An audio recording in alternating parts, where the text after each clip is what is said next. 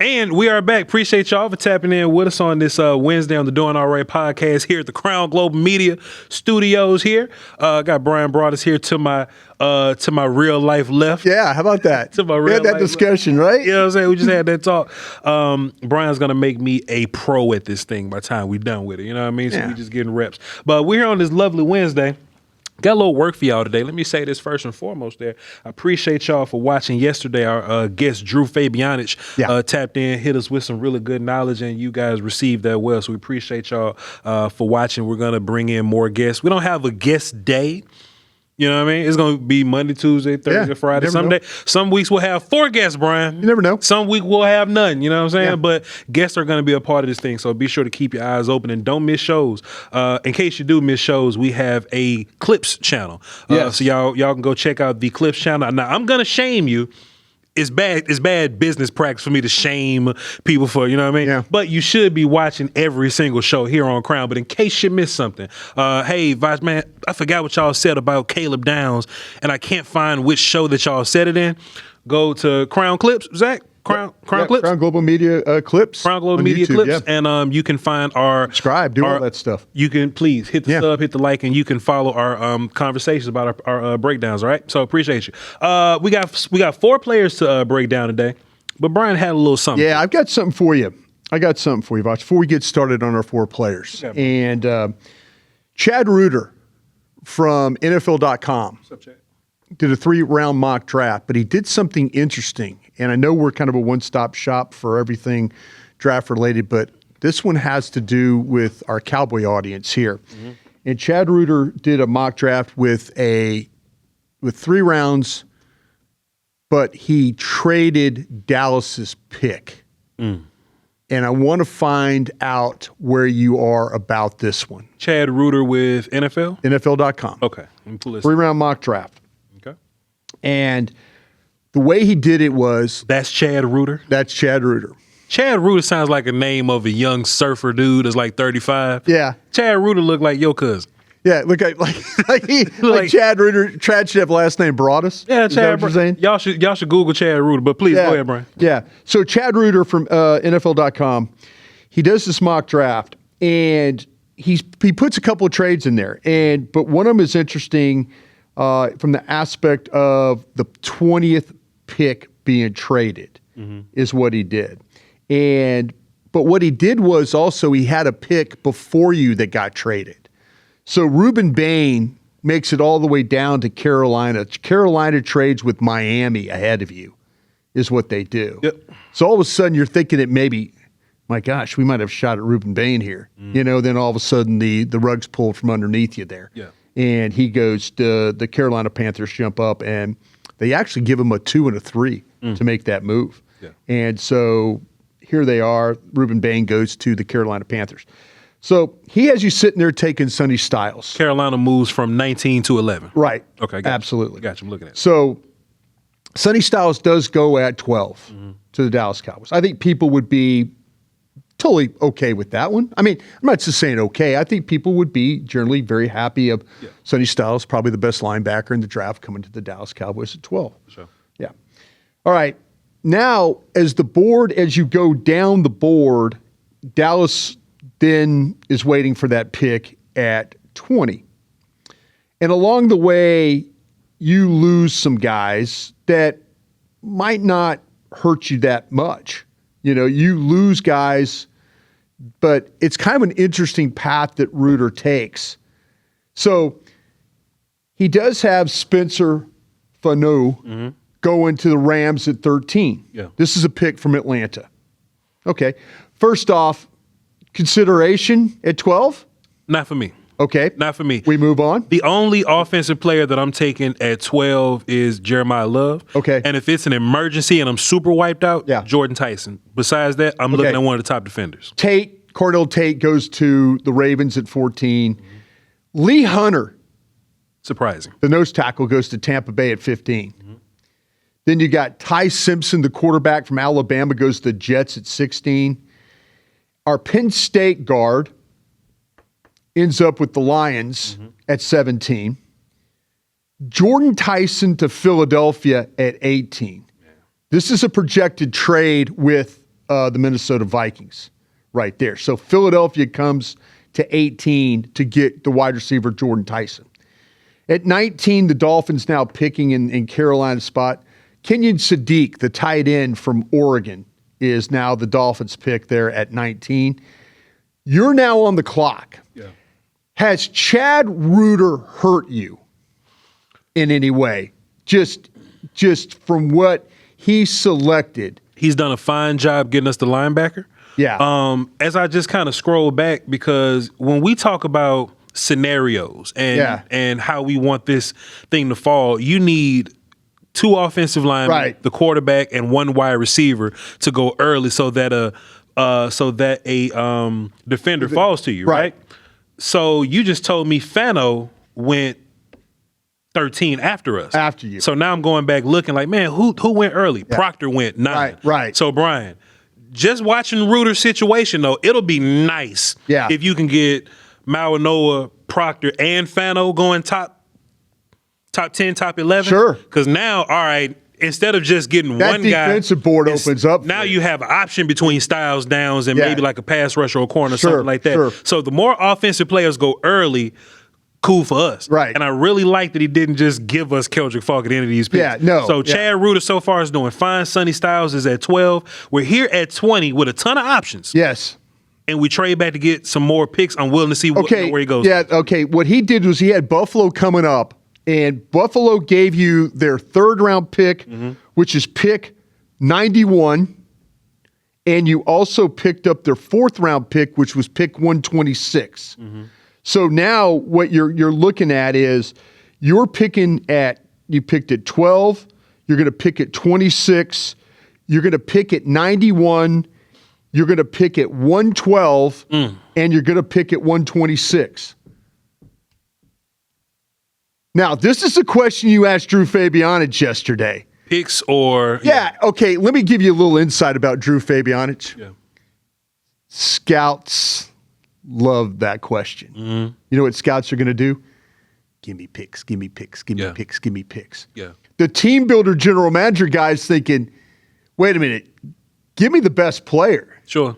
Give me the... I love your question. Because if you're a GM, you want the best guys. I want the best guys. But as a scout, you feel like I know these players. Yeah, you're like, give me picks, give me... And that's Drew Fabianich, 18 years in the National Football League as a scout. He's gonna every single time a scout is going to tell you, give me picks, give me picks, give me picks. I'm going to ask everybody that question, by the way. But that's what I'm saying. Yeah. Scouts are okay trading away from somebody. Yeah. You know? You and I might not be okay trading away from somebody. If you trade away from somebody, I want to make the picks. Yeah. I want to make the day 2 picks. Yeah. Because I think I can hit on those guys. You know what I'm saying? As a couch scout or a YouTube scout, I feel like, damn, dog, we got more picks, but y'all might miss. Yeah. I wouldn't draft Sam Williams in the 2nd. Yeah. I wouldn't draft Maris Leofold in the 3rd. Yeah. And this ain't just me using hindsight. My work is on the internet. Y'all can find my work. You know what I'm saying? Yeah. And for them, I hit a lot more than I got some misses. No. But I hit a lot more than I missed. See, that's what I'm saying. Scouts, you're right. They want the picks. So my fear is I want the Cowboys to just pick at 12 or 20 because I think that just take the best players. They could mess this up. Yeah. But if it's me picking, give me the picks. Yeah. Because I feel like I'm going to hit the right, you know what I'm saying, the right marks. Go ahead. Okay. So he's got Buffalo taking Denzel Boston, the wide receiver from Washington, at 20. So you've made the trade. Yep. You're going down to 26 now. Again, I'll give you the picks. You picked up pick 91, which is a 3rd-round pick, and you picked up pick 126. You already own a 4th-round pick at 112. Okay. Casey Concepcion, the wide receiver from Texas A&M, goes to Pittsburgh at 21. The Texans, here's where you go, yes. The Texans take Blake Miller. That's high, but fine. See, that's what I'm saying. You're sitting in a war room going, all right, maybe not. We didn't have Blake Miller as the top 20 guy for sure. Yeah. Then you got the Ravens. The Vikings. This is the Philadelphia pick at 23. They take Avion Terrell, the corner from Clemson. So Vikings take the corner from Clemson. The Browns take Caleb Lomu, the tackle from Utah. Yeah. Amazing that you had a shot at both Utah tackles in this particular draft. But he goes to Cleveland Browns at 24. At 25, the Chicago Bears take Caden McDonald, the tackle from Ohio State.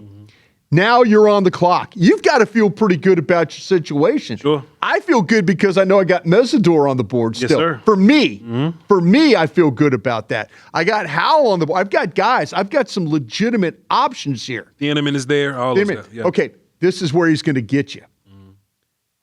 He takes Emmanuel McNeil Warren, the safety from Toledo, at 26. Yeah. I live with that. I'd rather the Inman if he's there. The Oregon safety. Yeah. But if you take the Toledo safety, cool. We got Sonny Styles. We got our safety now. You know what I mean? Yeah. So cool. Are you going to have McNeil Warren above some of these edges? Not on my board. Yeah. Not on my board. I would have taken Mello and Mello Height, Texas A&M, Texas Tech, and Mesidor from Miami. I would have taken both those guys over the safeties. Over just the one safety over McNeil Warren. Over McNeil Warren. I still got to figure out where I'm at with Mesidor. I like Mesidor a lot more than McNeil Warren right now. But I like the Inman a lot. I like the Inman a lot too. So I got to figure out where I have the Inman in relation to some of these other edges. Okay, I still got to figure that out. So yeah, that's how that played out. So you're cool. Okay, let me tell you who he had picking. You picking. I'm just looking down the board. So Cassius Howard didn't go neither, right? No, I would have taken Cassius Howard. See, that's what I'm saying. Yeah. You even trading back, you're not. You feel like you got some options. We got a ton of quality options. You have a lot more options at 20 than you do at 12. Yeah. At 12, you kind of got to follow the script. If you're a top 5 team, you're picking one of the top 5 guys. Right. There's no deviation from that. Right. When you get to 12, okay, it narrows a little bit, but it's like, okay, one of 4 people you could possibly go with. Right. When you at 20, man, you got 10 names you can pick. Yeah. And I feel good about. By the way, Buffalo's pick that you got at 391. Sure. He gave you Yakis, the edge from Illinois. That's not enough for me. I would have just rather. I would have rather just have taken my guy and just gone with my life. You know what I mean? So, did it entice you to think about moving? Not me. See, I'm kind of the same way. I mean, I would rather. I'm not a coward. I'll just. You'll stand in there and pick. I'll just draft. Yeah. I'll just draft. That's just me. Yeah. I would have. Let me see. I'm actually gonna go to what's the 3rd round pick that the Cowboys had? 91. Pick number 91, Gabe Jacques. Yeah. Let's see who's on the board here. So that's at the end. Yeah. You kind of run out of names at that point. So I can understand. Drew Fabianis was talking about that. Wasn't he a little bit about the kind of you get to the 4th round a little bit? Gonna run out a little bit. Run out of names? Yeah. Yeah. If it ain't a 2, Brian. Yeah. If I'm not getting a 2 in that trade back, I'm just gonna say where I'm at. Would you take Buffalo's 2 instead of their 3 and their 4? Yep. I'd rather have the 2 than more picks. See, I don't need a bunch of dart throws. Yeah. I want dudes. Yeah. You know what I'm saying? So if you give me the 2, I feel like I can find somebody that I would rather like. One of these linebackers that we've been talking about, got Sonny Styles. So like one of these corners, one of these edges that's just kind of falling down the draft a little bit. I would rather those guys than to just have a whole bunch of. I don't need a whole bunch of picks. Yeah. You know what I'm saying? Yeah. So my question when I ask you, would you rather have 2 top 20s or 3 top 100s? Man, once you get into the 100s, those guys aren't going to give you immediately. Like they're more for like team building in the long run. Right. I need some help now and some long. But don't you feel like on your board you could you yourself, and this is where we're a little pat ourselves on the back kind of thing. I think I'm a bad man, Brian. You think you could? That's what I'm saying. You feel like you could find a starter, don't you? I think. Let me just read off what the top of the 2nd round looks like. Yeah. Peter Woods, Zachariah Branch, Omar Cooper, Julian Neal, Monroe Freeling, Emmanuel Pregnon, Mesidor goes right there. Zion Young goes 41. Derek Moore, the pass rush from Michigan, goes 42. Thieneman went 43. our Mason Thomas goes 45. C.J. Allen, the linebacker from Georgia, goes 46. I like the names more in the second than in the third. So if I want extra picks, don't take me out the top 50 for real. Yeah. Leave me around the top 50 so I can. So you fight. If someone's trying to trade with you, you're fighting for their second. I think this year is different than last year. Last year, man, we get to the fourth round. It's some running backs and pass rushes I like. Yeah. You know what I'm saying? I'm looking at some of the guys I got in the fourth now. I'm like, man, I don't know, man. Anthony Hill, linebacker from Texas at 49. D'Angelo Pons, 50. I just like these guys a lot more. Right. Cisse went 52. You know what I mean? Yeah. Cassius went 55. It's crazy. It's crazy Cassius going 55. Yeah. So, and look, this is Chad Reuter's draft. The linebacker from Texas Tech, Rodriguez, goes 56. Yeah. Give me the names in the 50-60 range as opposed to the 80-90 range. Yeah. Makes sense. I'd rather have one pick in the 50s than two picks in the 90s and 100s. I agree with you. Yeah. I like the names a lot better that you just read because I have most of those guys as solid second-round players. Yep. You know? Or they're going to be on my stack. They're going to be in that, that 30 to 40 range anyway. Mm-hmm. I'm probably going to like them a little more. You're telling me you don't trust them drafting right now. Yeah, I think I draft better than them. And it's look, and people already call me a cocky, arrogant bastard. I'll take that. I'm confident as hell. Yeah. But Bryan, if you look at the receipts, that's clear. If you look at the receipts, I may have missed on Kelvin Joseph. Yeah, Kelvin Joseph had good film. What you want me to say? If I had a chance to talk to him, I would have drafted him, right? Yeah. But you could look at my receipts versus the Cowboy receipts. Your receipts versus the Cowboy. Look at y'all's receipts versus the Cowboys' receipts. Yeah. The Cowboy, man, if you go on my YouTube, Bryan, like, man, that's kind of high for, Schoonmaker. Yeah. I wouldn't have took Maris right there. I wouldn't have took Sam Williams right there. Man, I don't know, man. That's a little. I wouldn't have taken this guy right there. Yeah. Man, Shamar James really a 7th round pick to me. Yeah. I'm on the internet talking people through this. Yeah. I ain't just making shit up. Yeah. No, I agree. I've worked with you long enough to know that. I trust me a lot more than I trust the Cowboys. Yeah. A lot more than I trust the Cowboys. Yeah. So I don't remember that.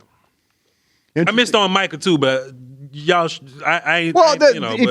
If you talk to Stuckey, the scout who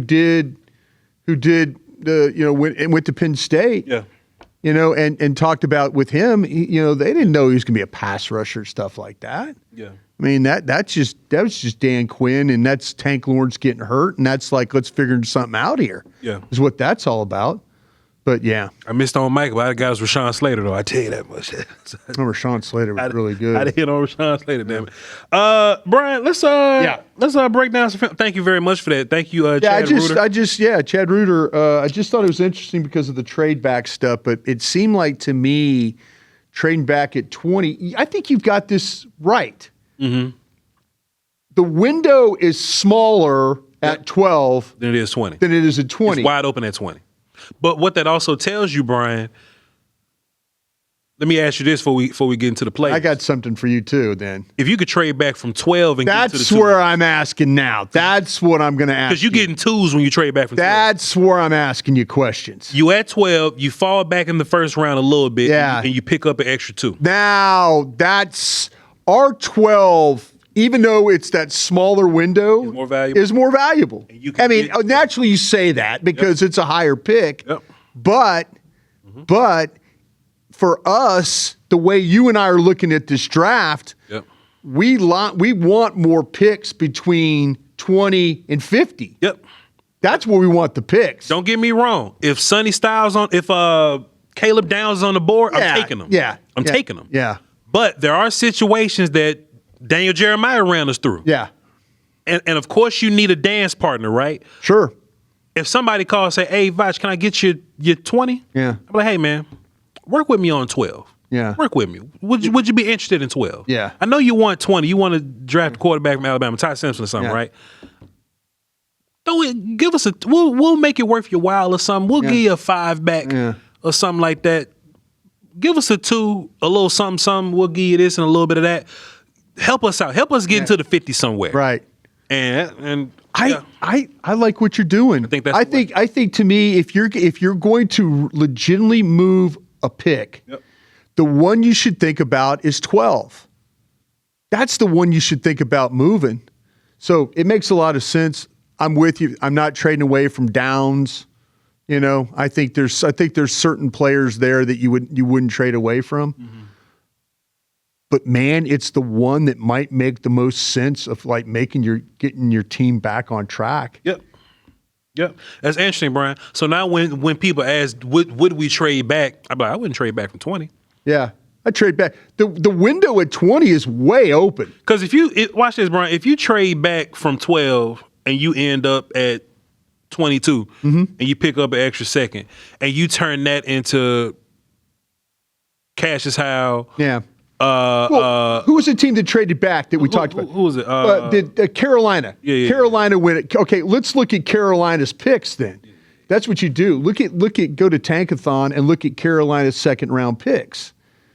You know, but Carolina was they're a playoff team, right? Yep, so they're drafting at 19. So Carolina has 19, 51, and 83. There you go. Yep. There you go. So now you picking. So the Cowboys will be picking at 19, 20, and 51. So come up 7 spots. Yep. We'll work on something on some compensation for you, but we'll take your 51. I'll take 19. I'll take drafting at 19, 20, and 51. And 119 to make the pot sweeter because you just straight away from 12. Yeah. I'll take that. Yeah. Sure enough. Yeah. 2 picks at the top of the 4th. A pick right outside the top 50 at 51. Yeah. 19. Think about having 19. Yeah. In this draft. Yeah. In this where draft. Pick number 12 and 19 ain't all that different. Yeah. Have 19, 20, 51. Yeah. Picking defensive players. If Caleb Downs is there, yeah, I'm taking him. Right. I might trade back from Sonny Styles. To get the 2? Yeah. Who are you going to draft at 19 then? Draft fucking CJ Allen if I want to. Sure. Draft. And so you got 19 and 20 back to back. Right. I'll take Cassius Howe and CJ Allen back to back and I'll be fine with that. Yeah. Or I'll take Cassius Howe, Thieneman. Yeah. And I'll take the best linebacker at 51. Yeah. And that could be Gold Day. That could be talking CJ Allen. I think more people are coming around to your Gold Day. Yeah, I've been saying that too. No, a lot of people are coming. I mean, you've been on it. Yeah. I give you credit about that. I think a lot of evaluators are in the same boat with you and Drew as well. We'll talk about it. We'll let this thing keep on percolating. But fantastic exercise you had for us today. Thank you, man. Fantastic. Man, Brian, let's watch some players, man. Yeah. Let me open up my list. Let me watch some players, man. We on Wednesday. Yep. How I want to shuffle this around because I want to save a guy for last that I like a whole bunch. Brian, which of these players is the best one? We haven't played that game. Yeah. Which of this group is the best one? I got the center from Kansas State. I think he's the best. You know what? I've got the center. I kind of like the tight end from Vanderbilt. Tell us about him. Eli Stowers. Yep. Tight end from Vanderbilt. Tell us about him, Ryan. Yeah, I do. Let me get to my tight end section here. No problem. The thing that's going to freak people out. This kid's 235 pounds. He's a big receiver. He is a big receiver, but this kid's from Denton, Texas, by the way. He's a former high school quarterback. The long, lanky build. He plays all over the formation. Matter of fact, he's a transfer from a couple different places, as most of these kids are. He played with Pavia. Diego? Yeah, Diego Pavia in New Mexico. And so you can line this guy. He will line up in line. You can line him up in the slot. You can line him up wide. This guy's a weapon catching the football, I think. I think you'll see him extend and make plays in front of him, behind him. I think his length does a really good job of getting that job done catching the football. Yeah. I think he's a natural hands catcher. Yes, you could watch the Alabama game, and there was 2 drops that he had that were bad that I saw. And so, but I think overall, when you watch this kid play, whether it's Texas and Tennessee in those games, you could see him catching the ball. He's kind of a crafty route runner with the way he does things. Mm-hmm. You could see him up the sidelines. You could see him across the field in those mesh concepts that run in through traffic. I think he could find soft spots and zones. He plays with some body control for the position. He gets yards after the catch. You could see in the Texas game They throw him a ball inside the 7-yard line, and he's banging off defenders to get into the end zone. So for 235, he showed a little bit of some toughness, able to finish that particular catch. He doesn't have a traditional frame of a tight end, and I mean that in a way of the bulk. But he's kind of a get-in-the-way shield blocker. You know, Aisha Morrison yesterday on the Stack, she was asked the question, these tight ends, who blocks? Yeah. Who blocks anymore? Yeah. You know, he doesn't have the power to blow anybody off the ball, but the way he navigates his routes and the big-time receptions you see, like down the field, him extending and making plays, they are pretty impressive. I've got him in the 3rd round myself. I got him in the 3rd also, Bryan. Yeah, but I have him with, when you start to talk about the other tight ends, I have him on top of the Ohio State kid. I don't know if you've seen Claire yet. And then Trigg. And I know our show yesterday on the Stack, Zach Wolchuk, Aisha Morrison were really, really high on Trigg. Baylor. Yeah. I think you were very similar to that when we had that conversation as well. Yep, I have a 4 on a Trigg though, but Stowers, I got a 3 on him, Bryan. Catches the ball no matter where it is. Yeah. You know what I'm saying? The ball will be all over the place and he'll catch it, Bryan. I like yak ability. Sure. I like yak ability, and you see him get a little bit more from the yak. You said it, Bryan. He lines up either in line. Yeah. He lines up at a wing a whole bunch though. A lot. And they'll motion him around. Right. So he's a big part of that offense. One nerdy offensive thing that I kind of got into watching them, Vanderbilt have a lot of interesting offensive run blocking sets. Sure. They have a bunch of weird run blocking sets. And as a tight end, he does all those things well. Yeah. So what that leads me to believe is that if he gets to the league, he can just pick up any system. Yeah. You know, because sometimes I saw him pull one time. Yeah. Pull and lead, or he's out blocking while everybody else is kind of going this way, or he's, climbing to the next level. He doesn't, like you said, he doesn't have the frame or the power to move people. Mm-hmm. But I think he run blocks pretty cool, though. Yeah. And I didn't see him pass block a whole bunch. It was mostly chips and then go run a route. Right. But you want him running routes for the most part, Bryan. Right. I like him a lot. What else I got that you didn't say? But I like him as a route runner. I didn't think that he was super technical as a route runner, but I think he runs routes with a lot of savviness to him. You know what I'm saying? Like he'll find leverage and things like that, or he'll know right where to cut something off. He runs kind of strange. It's kind of slinky the way it kind of flopping around. Yeah, exactly. Yeah. You ain't wrong. But they also line him up outside to the slot, and they'll wheel route him to death. Yeah, you know what I'm saying? Go up and then kind of out to the sideline or whatever, and deep ball. I like, he's in the 3rd for me, Bryan. He might be like a late 3rd, maybe like a mid 3rd for me, like a 1-3-5 type guy. Okay, 1-3-6. That's kind of where I got him. Okay, but I like the player though. I like the player. Yeah. The 235 scares me a little bit. I think that's what tight ends are. Yeah. I think this idea of I'm going to get this super balanced dude that's big and he blocks and he's all these Gronk complete tight ends. Complete tight end. Yeah. I think tight ends are more like running backs now. Okay. I think they're more like running backs now. Look at what Seattle did.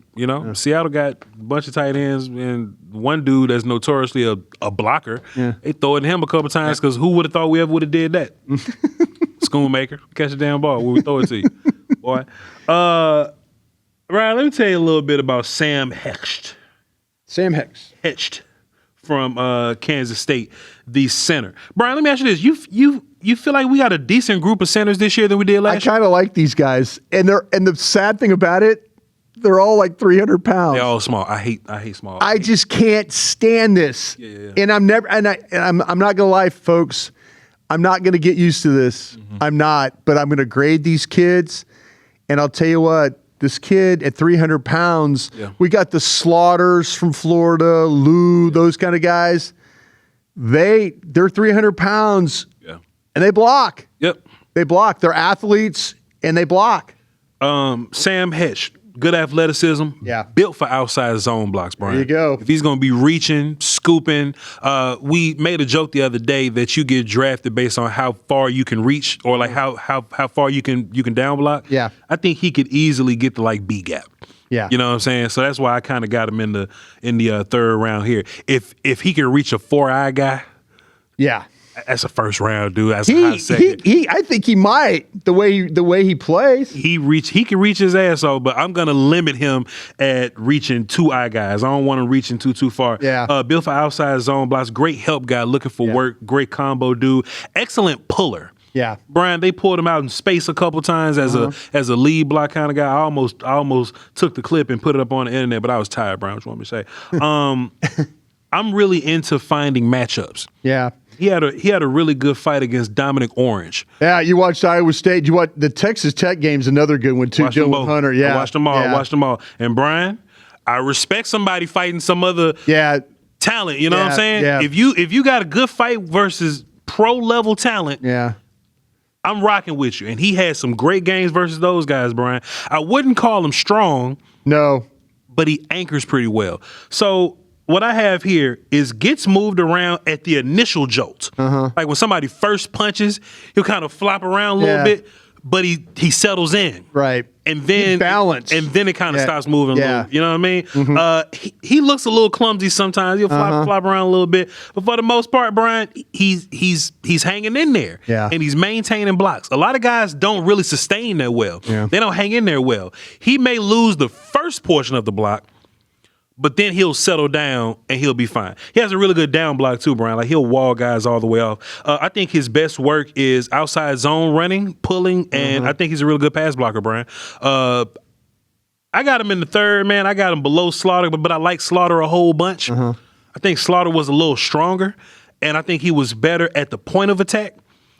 But if you got hedged over him because your scheme is different, I don't mind that at all. I put him underneath Slaughter just because of just what you said, the power aspect. Yep. But you could watch him play against Orange from Iowa State, and you can watch him play against Hunter, and he's not getting rocked back. I can't ask for nothing more. You were like thinking, okay, this is 300 pounds. I will say where I think this guy does have problems if a power guy gets to the corner on him, he just can't.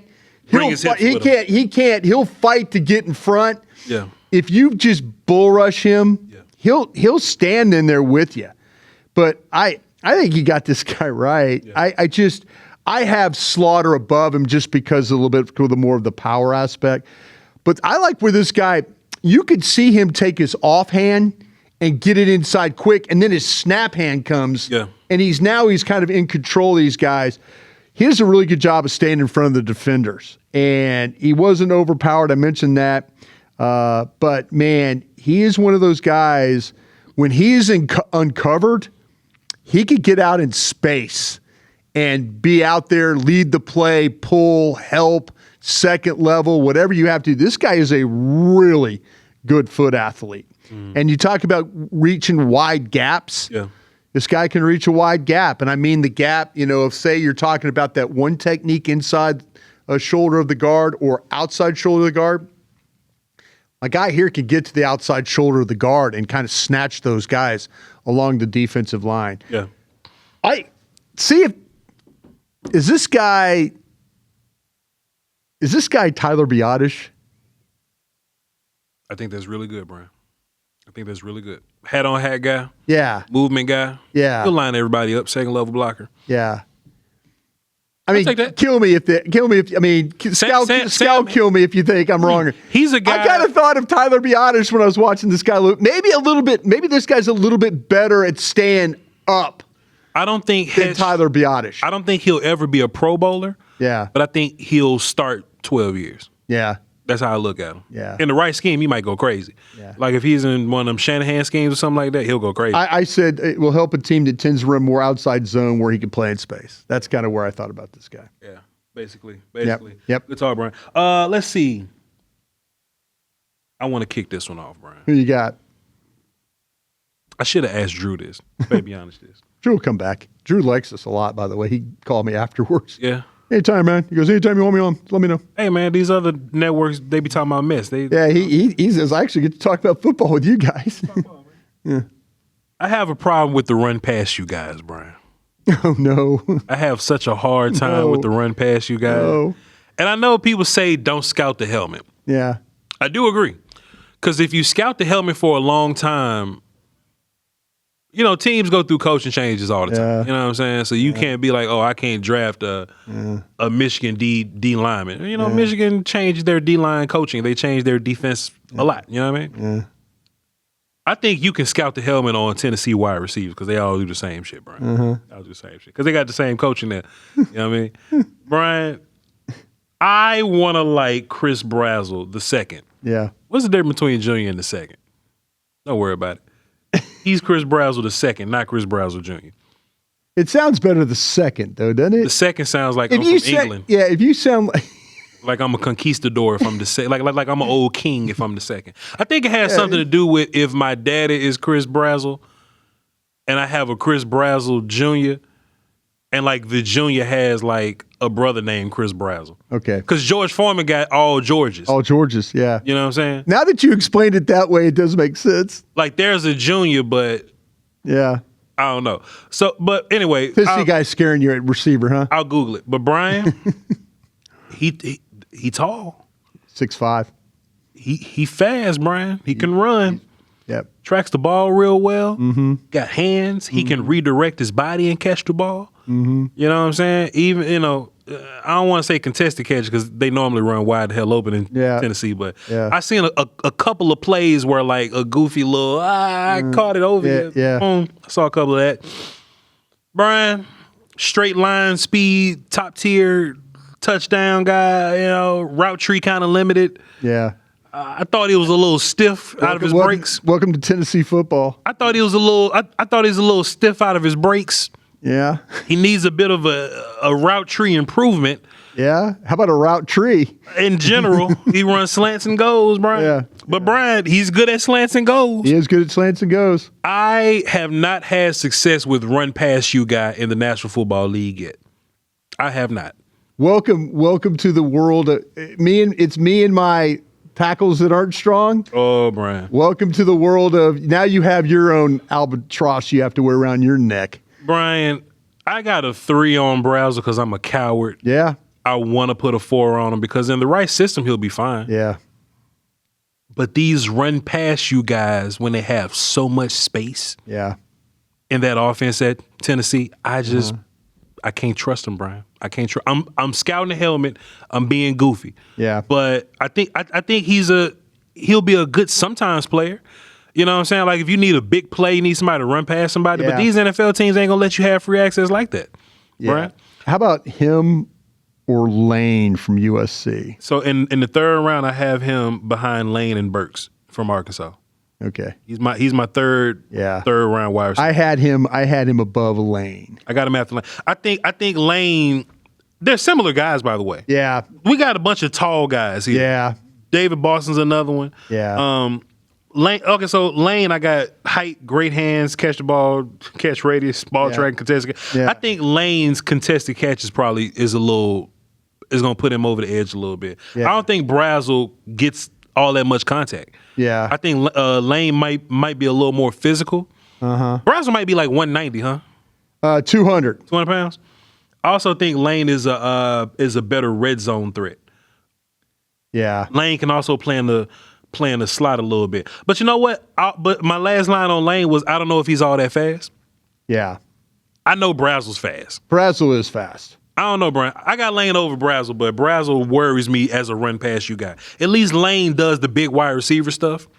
And Brazzell does too, to an extent. Yeah. But Brazzell wins as run. I'm about to put Brazzell in the 4th. But he wins as run past you guy. Yeah. I'm not good with run past you guy. Man, you're right about scouting the helmet. And I think where this guy is different than what we've seen from Tennessee players in the past, and maybe I'm wrong about this, I see kind of a tough guy because I do see him with the concentration and I see focus, and I've seen there were several snaps where he could have misplayed a ball or taken his eye off it because of things that were going on around him. Tracks it really well. And he didn't do it. He catches the ball in traffic. This kid did start his career at Tulane. Yeah. So he was with the Green Wave down there in New Orleans. But I think this guy's got strong hands. I think he's got body control. I think he's kind of a nimble player with the ball in his hands. And so he's kind of always getting himself open. So maybe he's better than what we maybe think of him as that just the vertical player. Yeah. But I have him in the top of the third, and I have him above Lane because I think that Brazzell runs much faster and better. Mm-hmm. And Lane, but I think they both make similar type plays. You know, strong hands, big body, 6'5", 6'4" type players. So I've got him above him in the third round. Well, Bryan, let's wrap this up. Tell us about Keylan Rutledge, the guard from Georgia Tech. Yeah, this was one of those ones where, let me get my notes up the right way, but I liked watching this kid play, believe it or not. Sure. 6'3", 316. Clemson was a good game to watch. Yeah, I hit him up at, I watched it, he actually played in a bowl game, the BYU game. Okay. And he also played against Georgia as well. This kid came from Middle Tennessee as a transfer. He was in a really bad car wreck that severely damaged his foot in 2023 in the spring. So he missed everything in spring of 2023, all the prep. And since then, though, hasn't missed a day. Yeah. He's been an Ironman since. This guy's a mauler. This guy is a mauler. He's going to come off. He's going to physically attack you. He's relentless in the way he goes about his job. He's not going to finish until his guy's neutralized. He plays with his hand down the whole time. I mean, there's a lot of these times you see him pass blocks and guys, they'll play a 2-point stance. He's hand down no matter what. But he's got some violence hands. He's got some shock when he hits some rushers with him. I didn't see him give up much ground. It's kind of a hard guy to knock back. He will surprise you with his ability to move in space. I don't think it's pretty by any means, not like we were talking about with our center from Kansas State, and his ability to get out. There's like some hit. There's a hit and stop and then restart again with the player. He's got a little bit of an upright style in the way he plays, and I like the way he helps his teammates when uncovered. He's not afraid to throw an elbow into the ribs of a defender to kind of get, to kind of help. His sustain can come and go. I think he's best suited for like a power gap scheme where he could just maul guys. The middle of the pocket is firm for this guy. I mean, he's going to sit there. There's people that have compared him, and I was going to ask you this because you're my O-line expert. They kind of compare him to Christian Mahogany that we watched from Boston College. And I don't know how much that is true or not. I was going to go back and look at my Christian Mahogany notes and think about that. I think kind of a bigger, boxier, mauler guy. Yeah. Maybe Mahogany a little bit better athlete. I think Mahogany, yes, he's a better athlete. And I think Mahogany knows how to play offensive line better. Yeah. Think this guy right here. Think about, you remember Voorhees from USC? Yes. Yeah. Andrew Voorhees? Yeah. Just mauler, big mauler guy. Yeah, I see what you're doing. Kind of in that lane. Yeah. If I can compare the two offensive linemen that we've talked about today, Hecht isn't powerful at all. Yeah. But he knows how to play offensive line. Yeah. Rutledge doesn't know how to play offensive line all that well, but he has the physical traits. Yeah. So with a little bit of coaching, I think he can tighten some of that up a little bit. Like his feet get a little too wide, or they may get a little too narrow. His hands will get weird, but he's strong as hell, like blocking the side of your shoulders. Yeah. You know what I mean? I think the Clemson game was a really good test for him. Because of the power of his playing against Peter Woods and those guys. He handled Peter Woods' power really well. Yeah. When Peter Woods started going sideways, it gave him issues. Yeah. And that's who I think Keylan Rutledge is. I got him in the third though, Bryan. I do, and I have to your recommendation and others in the league about Dunker. Yeah. Iowa. I got him below Dunker and our Texas A&M kid that we're about to do here coming up. Yeah. Besantes. Yeah, what's his face? Yeah, Besantes, I think is how you say it, from Texas A&M. So I have him in the third round as well. So as we did this drill today, every one of the guys that I saw were third round grades. Yeah. Whether it's the receiver, the tight end from Vanderbilt, the guard here from Georgia Tech, and then our center from Kansas State. Good day.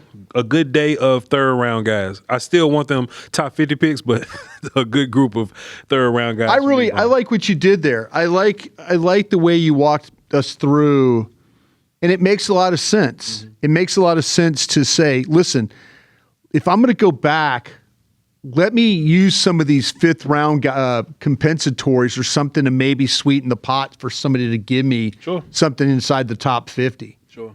You know, if you got a Carolina or a Buffalo or somebody like that, shoot for that 2. Yeah. You know, I would rather have the 2 than I would the 3 and the 4. Yeah. I think you're onto something there. I really do. We're going to talk about it. What we have, ladies and gentlemen, is Q&A tomorrow. So y'all be sure. I'm going to put the signal out. It's going to be on Twitter, and I'll even put it on my YouTube page or whatever. I'm going to gather some questions. You can put your questions in the comments of this video. I'll eventually find them. And we're going to do some Q&A tomorrow. We got John owning and players on Friday. Yeah, we do. And again, thanks to everybody out there who puts comments. I know you always ask for comments. Thank you. I try and go through and read all the comments. I even try and jump into the chat sometimes that we have and things. Yeah. So I appreciate everybody's kind words there. Like I say, if you have questions and stuff, I'm trying my best to get those answered for you. Yeah, appreciate y'all for tapping in with us today. Don't forget Crown Globe Media Clips. Check that out just in case you miss any reports. We have it up on there. CrownGlobeMedia.com, though. That's where you find everything. The Clips page is up there. Yeah. The socials are up there. The merch is up there. The other shows that we do here, Stack is up there. So y'all be sure to go to CrownGlobeMedia.com to find whatever it is that you're looking for. Look at Brian's hat and his tumbler. Oh, come on, man. I'm matching up today. Brian is Crown Global Media on Twitter. I'm Voch Lombardi on all social medias, and we'll catch y'all tomorrow. Crown.